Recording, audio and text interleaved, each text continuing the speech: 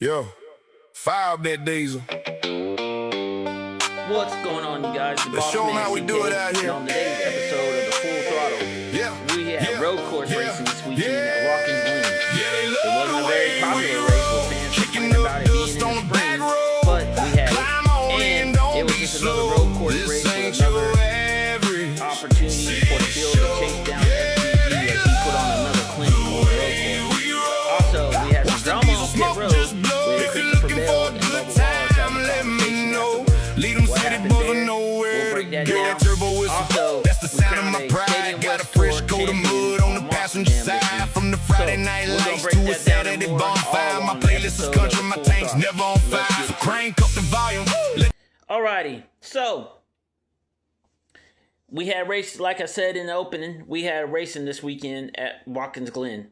And yes, there was a lot of upset fans coming into this weekend only because of the fact that NASCAR decided that it was a great idea this week to bring the race, or this year, season, to bring the race in the spring instead of its traditional August race. So we had a lot of fans with that. Plus, nobody knew how the weather was going to be when ARCA went out to practice. That didn't work out too well. The weather was starting to act up, but it ended up holding out for them to get the race in. And also, we got the trucks racing, which, by the way, we got to give a shout out, CK Nation, to Caden Honeycutt, because he won the ARCA race and the truck race, scoring his first truck win of the season at Watkins Glen on Friday. Then he turned around and flew to Ace Speedway in North Carolina and swept both the pro late models and the late model stock cars on the Cars Tour. So shout out to you, Caden Honeycutt, on getting the job done this week. Great job, buddy. Also in the O'Reilly series, we had Connor Zillage going to victory lane. So that was a good thing for him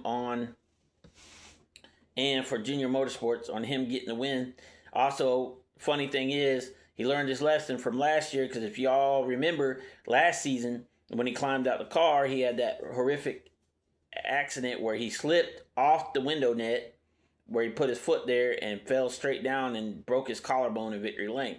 So, this time, he climbed out the roof hatch. So, shout out to him and Junior Motorsports on that one. Now, let's talk about this past weekend's race, this past Sunday's race at Watkins Glen. I think everybody knew what was going to happen. If you're playing NASCAR fantasy, you know as well as I do, the odds-on favorites got to be SVG. The man's got 6 wins coming into that race in the Cup Series, and they've all been on road courses. Now, does that mean that SVG is only good on road courses? Some people may say yes. Some people may say no. But statistics show that he is. But is he getting better on the ovals? Somewhat. I think he is.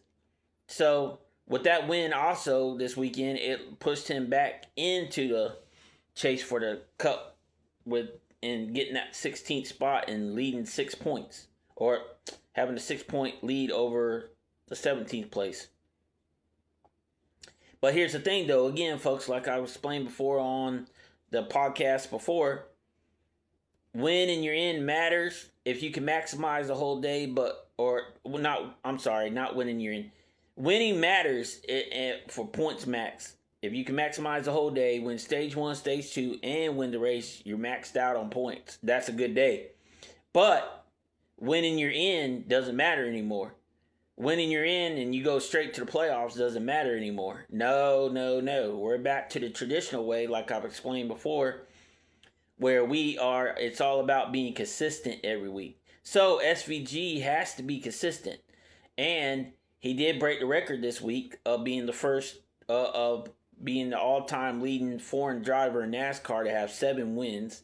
And he's an all-time leading driver in wins at Trackhouse now with 7.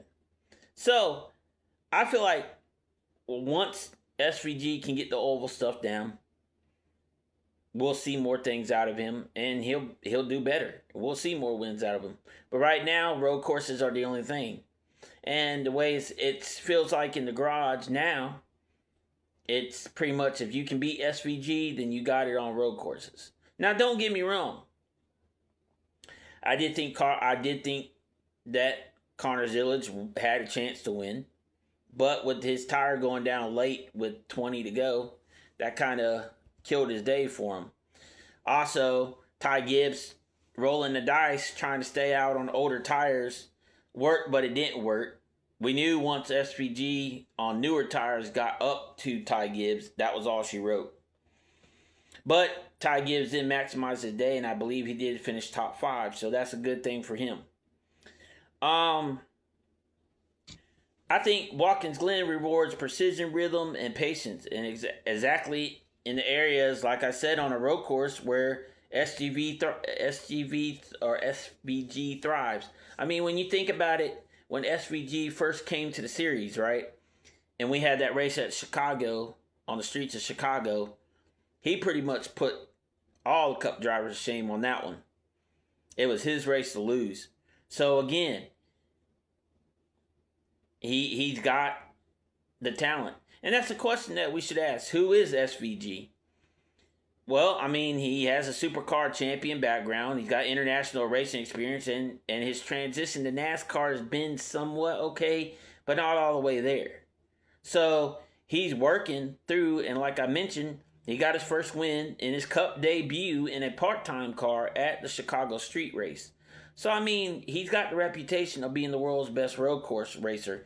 And honestly, hands down, I think that's a very good title for him because, I mean, honestly, put it in the comment box and let me know. But who else is better than SVG when it comes to road courses? Let me know. Share it with me, CK Nation. Put it in the comment box, interaction or whatever, and let me know, hey, boss, this guy right here is better than SVG. And this, let's talk about it. Let's see. I mean, and I think with the road course racing, it's all about starting position and early race control and how you manage restarts. And I think SVG put that all together on Sunday. He put pretty much a perfect race on the road course together. And I think that things worked out for him well with that. And he was able to take advantage of that. And he knew what the car needed and what it didn't need. And he was outbraking a lot of people and outrunning people. Now, when we go to other teams like Hendrick was having issues all day. Chase was having problems with the handling of the car. He even stated that. Kyle Larson was running decent.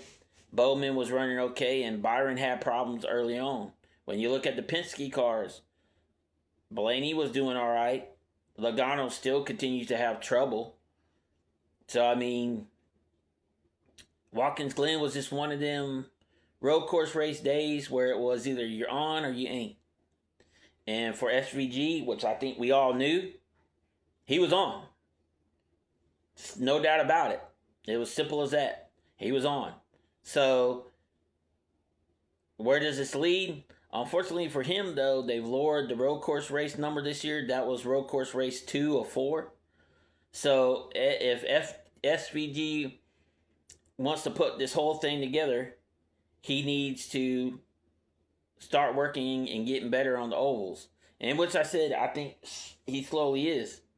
So, we'll see. I think pit strategies were another mid-race adjustment. Some guys trying to stay out. Look at Ross Chastain. I believe it was, that stole the first stage when SVG pitted.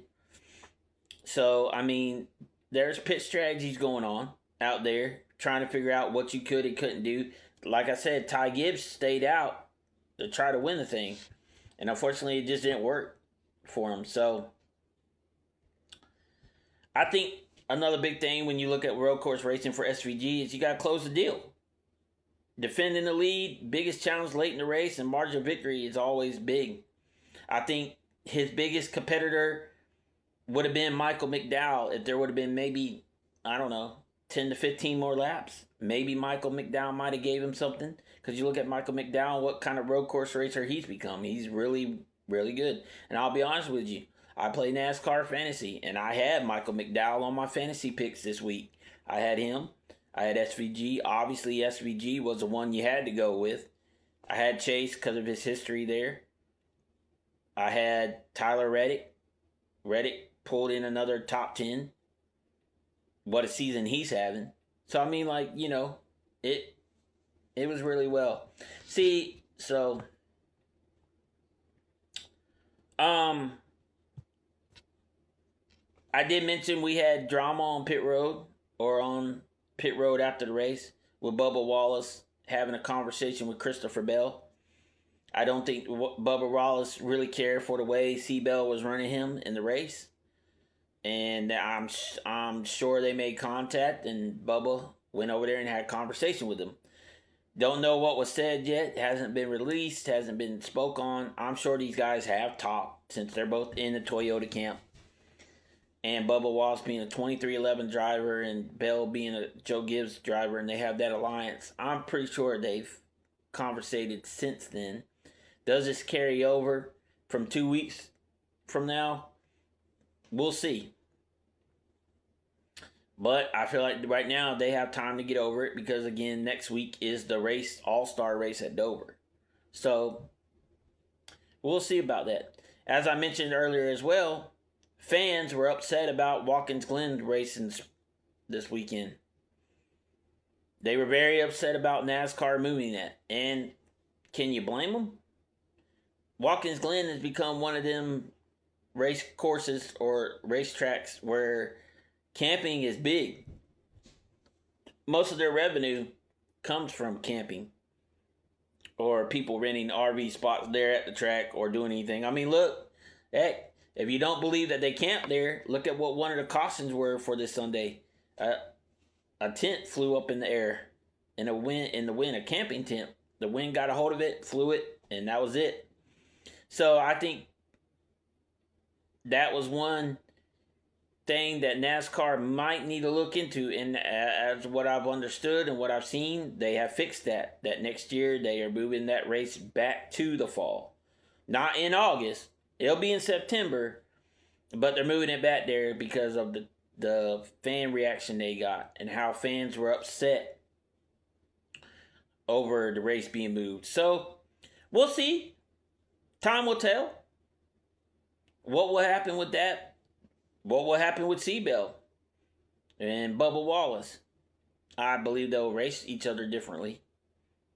I don't know if they'll put fenders to each other, but they'll race differently. I'm pretty sure there'll be no slack there on that situation. Also, you had Kyle Busch getting sick, apparently battling a sinus infection, asked to see a doctor after the race. But I will give Kyle Busch credit, though. He drove his way to a top 10 finish.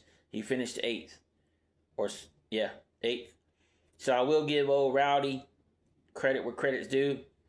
They need RCR, like I stated before, needs to build on this momentum. And I don't necessarily know if the time is coming to an end for Kyle Busch yet or not, but we need old Rowdy back. And I'm sure he wants to get back in victory lane, so I'm sure eventually it's going to happen. So we'll see what happens with that in the opening future. Now, on to our other segment. Alrighty. So, this past weekend, we had multiple events going on in Monster Jam. As you all know, like I stated before, we crowned a stadium or Arena East champion in John Zimber Jr. in terminal velocity. We crowned a controversial champion in the Arena West Series with Armando Castro and El Toro Loco. Some still say he's not the true champion. I stated on the show before that I didn't think he was a true champion, and that's no disrespect to him, but because of all the controversy that was going on with Blake Granger and Monster Mutt and being released over that wreck, you gotta wonder. You can't help but speculate and say, Mondo, I'm sorry, buddy, but you're not really the true champion. So we had that, and then we crowned our Stadium East champion in Tristan England and JCB Digatron. And yes, and this weekend, folks, we did crown a 6-time champion in Ryan Anderson, the son of a digger. He won the Stadium West Tour. So he will be on his way as well to World Finals. So congratulations to all these dudes, especially him. on winning and being a 6-time series champion. But again, we got to see what else is in store for West or for the World Finals. We have not crowned a Stadium or Arena Central champion yet, which I'm sure is coming. But also, I got to give props to Angelina Knock and Megalodon for getting her first overall BKT win in the West Tour this weekend. Also, props to Weston Anderson doing his thing. Again, getting another win in the Arena Central. So, we'll see. And like I said, Big Brother Ryan doing his thing, locking down the Arena West or Stadium West Tour Championship. So, I believe what Arena or World Finals is going to be great this year. The selection show is this week to see who else is going to get invited to go to World Finals. And maybe we'll have, obviously, we'll have a new freestyle champion because of the fact that Blake Granger is not going to be allowed there. But we'll see if the JCB overall world racing champion can defend his title as well. So, and also, Two Wheels champion. So we'll see what happens. I'm sure it's going to be a great show at World Finals. And hey, Monster Jam just keeps rolling.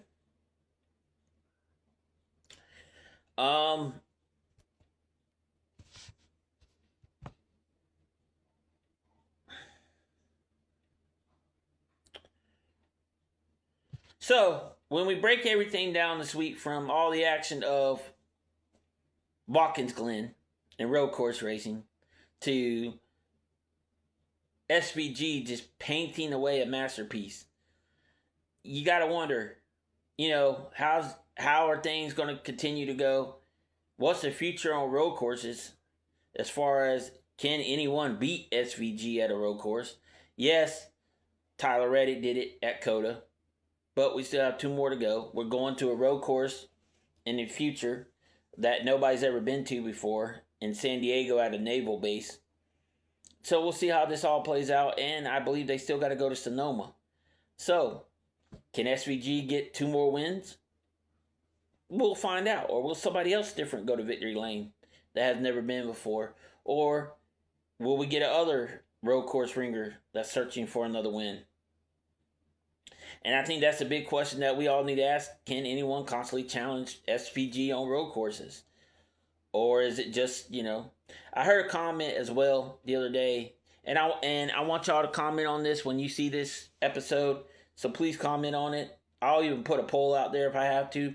But who do you think was the better road course racer? SVG or Marcus Ambrose? And let me repeat that question again. Who do you think was the better road course racer? SVG now or Marcus Ambrose?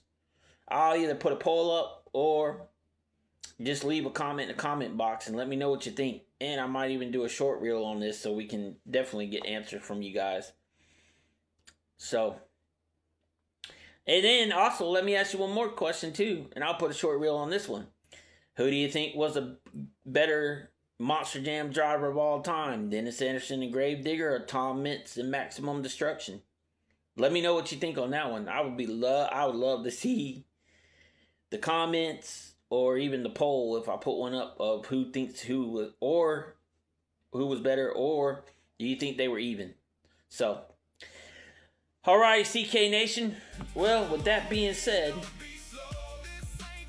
I think my final thoughts on this weekend and at Watkins Glen was that I think Shane Van Gisbergen just didn't win a race. He delivered, again, another masterclass domination in road course racing. The rest of the field may be learning the track or learning road course racing, but SVG already owns it, and it's showing out there. 7 wins on a road course. So, does that mean that in the future, is anyone going to be able to stop SVG? We'll find out. We'll see. So, alrighty, CK Nation, you've been awesome. You've been great. And like I said, as before, thank you all again for following me on Facebook, following me on TikTok, following me on YouTube, and on Rumble. You guys are amazing. Keep the likes, follows coming. Keep the views coming. We're almost at 50 followers on TikTok. So let's keep that rolling too. We're almost at 50 on YouTube. Let's keep that. And Facebook. So let's keep the nation growing, man. And let's keep our love of motorsports going. And as I've said before, and as my buddy Fatu on WWE says, we're all gas and no brakes. And this is CK Motorsports Full Throttle. And I'll see you next time.